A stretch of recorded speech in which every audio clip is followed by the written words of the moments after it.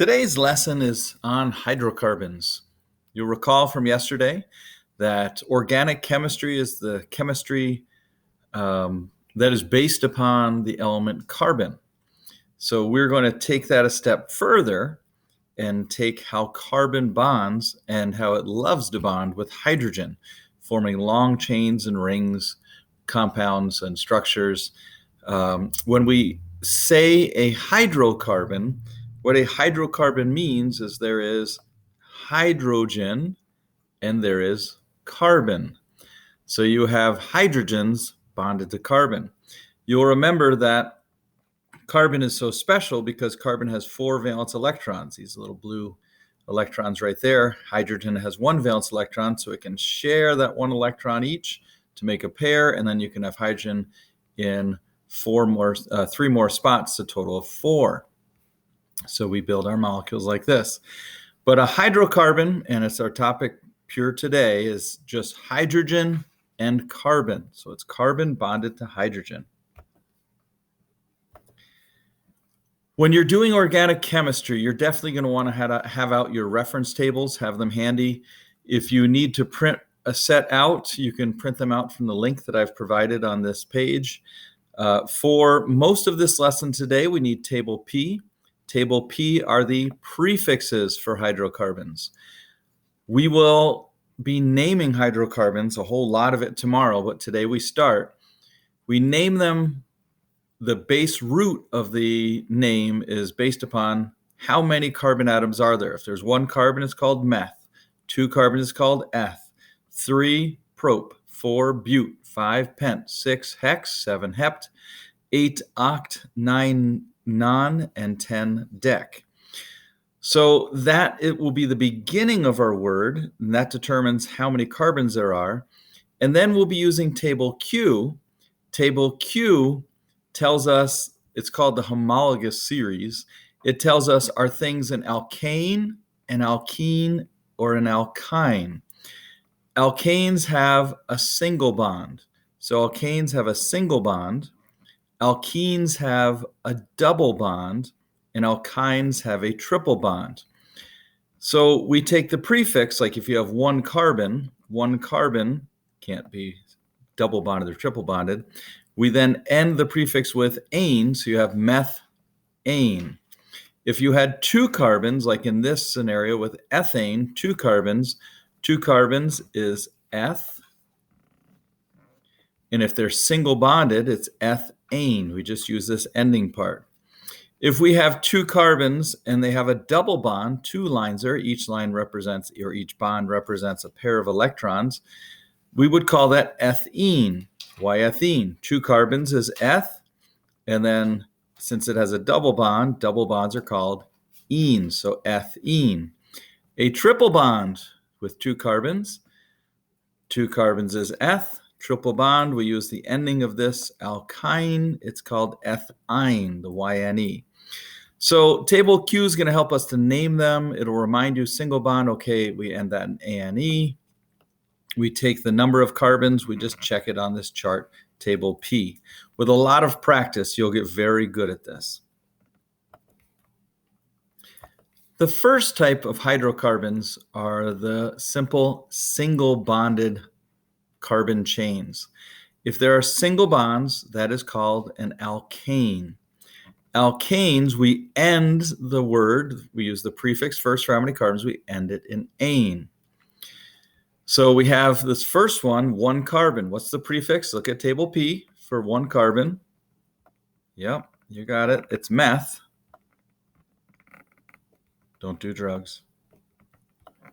And then we don't see any double or triple bond, so we end it because it's ending in ane. We take their prefix and we end it in ane, methane.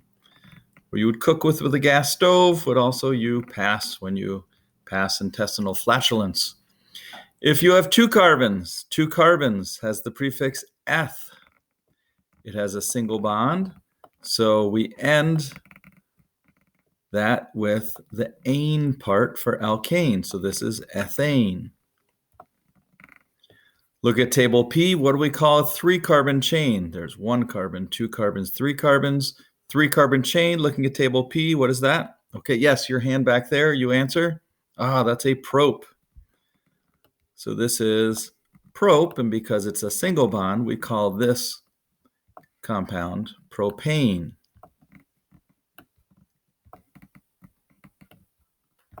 Propane. Now, to figure out, these are our structural formulas, and we then have our molecular formula. We can take the number of carbons, that's Cn, the number of carbons is N, and then to figure out how many hydrogens you would need, the formula shows, and this is on table Q, the homologous series of your reference table, 2N plus 2. So to figure out the number of hydrogens, what you do is you take the number of carbons, that's N, multiply it by 2 and add 2 to it. So in methane, there's 1 carbon. So this is C1. We don't write the 1, it's understood. Now, to figure out the number of H's, we look at our formula CnH2n plus 2. So for an alkane, 2n plus 2 for the hydrogens. What's 2 times 1? That's 2. Plus 2. 2 plus 2 is 4. So this is CH4 for methane, and we can see there's 1 carbon and 1, 2, 3, 4 hydrogens. In ethane, there are 2 carbons. So for its molecular formula, ethane is C2. And then to figure out the number of hydrogens, of course, if the structural formula is written out for you, you just count them. There's 1, 2, 3, 4, 5, 6. But mathematically, we can figure that out if we don't see the structural formula with this formula. So 2 times 2 is 4. 4 plus 2 is 6. So C2H6, the math formula works. And it will work again for propane and all of our alkanes. In this case, we have 1, 2, 3 carbons. So our molecular formula is going to be C3. And then hydrogens, 1, 2, 3, 4, 5, 6, 7, 8 hydrogens. So the molecular formula is C3H8, but we can figure that out mathematically using our formula from the homologous series with alkanes. 2 times 3 is 6. 6 plus 2 is 8. So that formula is going to help us figure out what the molecular formula should be. Oftentimes when we write organic structures and hydrocarbons, because they're just carbon attached to hydrogen, we don't need to fill in all of the hydrogens. Like on this molecule here, 1, 2, 3, 4, 5 carbons. The prefix for 5 is pent. It's single bonded, so it's pentane. So in this pentane, it's really, because we need, how many bonds we need around every carbon? We need 4. So really, this is carbon bonded to hydrogen, bonded to hydrogen, bonded to hydrogen. The other shorthand way is just not to write all of your hydrogens. So there's a hydrogen there, there's a hydrogen there. There'd be a bond to hydrogen there. There'd be a bond to hydrogen there. That was supposed to be a line. There'd be a bond to the hydrogen here, bond to a hydrogen here. So every carbon has 4 bonds around them, giving them its stable octet. And then if you counted C5, and then it's H12, let's see, 1, 2, 3, 4, 5, 6, 7, 8, 9, 10, 11, 12. It works. So we also can, so that's one of the ways to draw them. So it's just a little shorthand way for drawing them. But when we're doing structures, if you have a long enough chain, that chain can be snipped and have things put in the middle instead of on the ends. So we can have what's called a branched chain of alkanes. We can also have them with alkenes and alkynes too. To have branches on our chains, we need at least 4 carbon atoms within the organic compound. And when we do change these structures, what we're going to do is we're going to make what are called isomers. Please don't mistake that with isotopes. Isotope is same element, different atomic mass, so same number of protons, different number of neutrons. An isomer is same molecular formula, C5H12, same molecular formula, but different structural formulas. If we look at pentane, you can see C5H12, there's that nice chain organic compound. Now we look at the hydrocarbons over here. These are 2 isomers of pentane. In this case, 2-methylbutane. It's 1, 2, 3, 4 carbons long. So 4 carbons long is called a bute with single bonds is ane, butane. And then on it is a 1-carbon group that's called a methyl group. So does this still have 5 carbons? 1, 2, 3, 4, 5. Yes. Does it still have 12 hydrogens? 1, 2, 3, 4, 5, 6, 7, 8, 9, 10, 11, 12. It would have 12 hydrogens. So same molecular formula as pentane, different structural formula. It's written differently. 2,2-dimethylpropane. We're going to learn all about naming these in your next lesson. Pretty exciting. Does this 2,2-dimethylpropane still have 5 carbons? Yes. Would it still have 12 hydrogens? Yes. So that would be an isomer. An isomer has the same molecular formula, but it has different structural formulas. That's really important to put in your notes, definitely important to memorize, and we're going to work on writing these and naming a whole bunch of them. The second type of hydrocarbon is going to be called our alkenes. Alkenes, notice it has an E here, different than the alkane, so you have to be very precise in your enunciations here. Alkenes have at least one double bond between carbons. They end in -ene, and we have a formula CnH2n from our table Q, our homologous series chart. So if we look at ethene right here, this is C2H4, ethene. There are 2 carbons and there's a double bond. Ethene, if we were to do the electron dot diagram for it, is going to have every carbon has 4 valence electrons.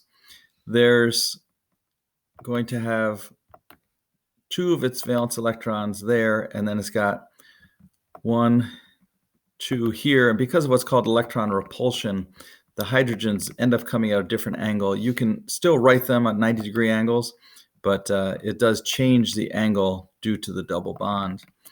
So we end up with 1, 2, 3, 4, 5, 6. Now it shares 2 electrons with the other carbon, which also has its electrons sharing with the hydrogens. So when we do electron dot diagrams, we show dots for each electron. In organic compounds, we just draw a line representing a pair of those electron dots. So this one here is joined, this one here is joined, and that represents that double bond. So a double bond is a sharing of 2 pairs of electrons, or 4 electrons total. In C2H4, when we use this formula, C2, and then H, what's 2 times 2? 4, we can figure out how our structural diagram is going to look, or structural formula. Here we have propene, 1, 2, 3 carbons. That 3 carbons is a prop. A double bond, we end with -ene. In this case, we have what's called 1-butene. 1, 2, 3, 4 carbons is but, double bonded, gives the -ene at the end. And then we have this 1 on the end. We're going to get a lot more specific with this in our naming in the next lesson, but that means that the double bond is on the first carbon. So there's 1 carbon, 2 carbons, 3 carbons, 4. Sounds like a Dr. Seuss book. How many more? So we have 4 carbons in this chain, and we don't necessarily always name starting from the left-hand side and go to the right like we read. We name our hydrocarbon chains by which end has something special on it. And this double bond will be considered something special. So we say that the double bond is located on the first carbon. We have to be specific to where these are, because 1-butene has an isomer. An isomer, same molecular formula, different structural formula. This structural formula is different. It has the double bond on the second carbon, 1, 2, 3, 4, or we could read the other way, right to left, first carbon, second carbon, third carbon, fourth carbon. 2-butene has the double bond on the second carbon. It still has 1, 2, 3, 4 carbons and 8 hydrogens, just like 1-butene, but it's written differently because this double bond is between a different numbered carbon. So it is an isomer. 1-butene and 2-butene are isomers of each other. The third type of hydrocarbons are called alkynes. alkynes end in -ine. So whenever we have at least one triple bond between carbons, we're going to end that in -ine because that would be considered the homologous series of alkynes. The formula for alkynes, according to table Q in the reference table, is CnH2n-2, meaning take the number of carbons to figure out the hydrogens, multiply that by 2, and subtract 2 from it. So here we have C2H2. That's called ethine. Ethine, eth for 2 carbons, ine for the triple bond. Now with this triple bond, that's a sharing of 6 electrons or 3 pairs. So this carbon still has 1, 2, 3, 4 bonds around it, or 8 electrons, and this carbon has 1, 2, 3, 4 bonds around it. So they still have their stable octets, and that's why they have less hydrogens, because they have more bonds that are shared between the carbons. In propyne, we have 1, 2, 3 carbons. So a 3-carbon chain is called a prop, and we have a triple bond right there, so it's an ine. Now, you could call this 1 propyne because the triple bond is on the first carbon. But if we were to move this triple bond to this carbon, it wouldn't be called 2 propyne. You'd read it the opposite direction, right to left, and it would still be 1 propyne. So we don't really need to put the 1 there. It can be, but for all intents and purposes, it's better off not having it because it's the only way it can be written. So from table Q, sometimes they'll say, what is the next in the homologous series? If you had C2H4, the next in the homologous series would be, all right, well, we're going to have to go from 2 carbons, that'd be an eth, to we have to go to 3 carbons. Now, to stay in the same homologous series, you're staying either all alkynes, all alkenes, or all alkanes, all alkenes, or all alkynes. So we have to figure out for C2H4, is that a single bond, double bond, or triple bond? Well, C2, H2 times 2, 2 times 2 is 4, means that this is an alkene. So as an alkene, this is going to be C3. What's 2 times 3? 6. So C3H6. What would be the next in this homologous series? It'd be C4. And then what is 2 times 4? That'd be 8. So it'd be C4H8. So if you're ever asked a question, which is the next in the homologous series, you have to figure out, is it an alkane, alkene, or alkyne? And then just add 1 more carbon, use this math formula from the general formula on table Q, and you figure out how many hydrogens you would have. I'm going very quick, so this, without really practicing them together, this will seem a little overwhelming. As we get to practicing them more in the subsequent lessons, you'll find yourself get better and better. Make sure you watch the tutorial video next. It will help to explain this. So sometimes we have derivatives of an organic chain, a hydrocarbon, in which we take off a hydrogen so we can add something to it. So if you had normal ethane, C2H6, if you remove a hydrogen, so we take away this hydrogen, what we've now done is we've freed up a spot for something to bond. So now, instead of having ethane, we have what's called an alkyl group. So it's not a complete hydrocarbon. It's now unstable. It's missing this piece. So now we have what's called an ethyl. So then in some cases, maybe you put an alcohol group in there. So alcohol groups are OHs. So now we have what's called ethyl alcohol because we put that OH on the end. So we can change this compound entirely by freeing up one spot where carbon bonds and making a new group. When we do that, the base chain of carbons that's missing its hydrogen, that is what's going to be called an ethyl. Or in this case, with 1 carbon, it's called a methyl. You just take the prefix, meth, eth, prop, but, whatever it might be, and you add YL to it. So instead of butane, we'd have butyl. So we will just have different groups that we add to things. So in the case of 2-methylpropane, this is a very, very direct way of naming things. Organic compounds is a lot of what's the name of this. So we work our way when we're naming from the base chain, and that's going to be the last word, and we work our way actually backwards to the left. So 2-methylpropane, if you had to draw this out, we need a propane to be our base chain. Prop is a 3-carbon chain, single bond ane. So we have 1, 2, 3.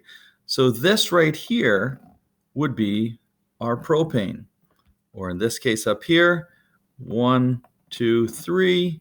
This is propane, 3-carbon chain. Now on this propane, there is a methyl group. A methyl is a 1-carbon chain that has 3 hydrogens attached to it, and one of the spaces is empty. So it now tells me, well, where does this go? It lives at its address, like you'd have a street number for your house, at the 2nd carbon. So this 2 means it lives on the 2nd carbon in the chain. So here's my propane chain, 3 carbons. On the 2nd carbon, this is the 2nd carbon, whether I count from left to right or right to left, 1, 2, 3, 1, 2, 3. On the 2nd carbon is this methyl group right here. So this is called 2. That means where does it live? On the 2nd carbon. Methyl, that's the special group. On the base chain, propane, 2-methylpropane. Now you can look at things right side up, upside down. Molecules are constantly shifting all around in their plane. So upside down, this again is 2-methylpropane. We have 2 is where it lives. It lives on the 2nd carbon. There's a methyl group. This is CH3 instead of methane, CH4, bonded to the propane. So it's called 2-methylpropane. Organic chemistry is so complex, we have 3 charts in our CRT, the chemistry reference table. Table R is the next reference table page that you need, and these are called the functional groups. So not only can you add a methyl, ethyl, and alkyl group to something to just make the chain have more carbons, but you can change that organic chain and make it a halide by adding things that are halogens. Fluorine, chlorine, bromine, and iodine. You can take organic chain and make an alcohol by adding OH.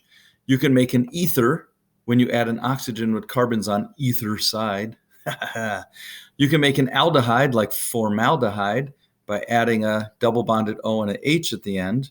You can add a ketone with a double bonded O to a carbon that's in the middle of the chain. An organic acid by adding at the end a double bonded OH. An ester by adding a double bonded O to an oxygen to another carbon chain. You can add an amine by adding nitrogen into your carbon chain.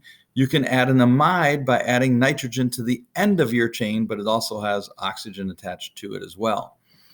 So table R is just going to make everything more complex for us, but this table is a good one. It's not one to ignore because it tells us how do we name them. It gives you examples of what's the molecular formula or the skeletal formula.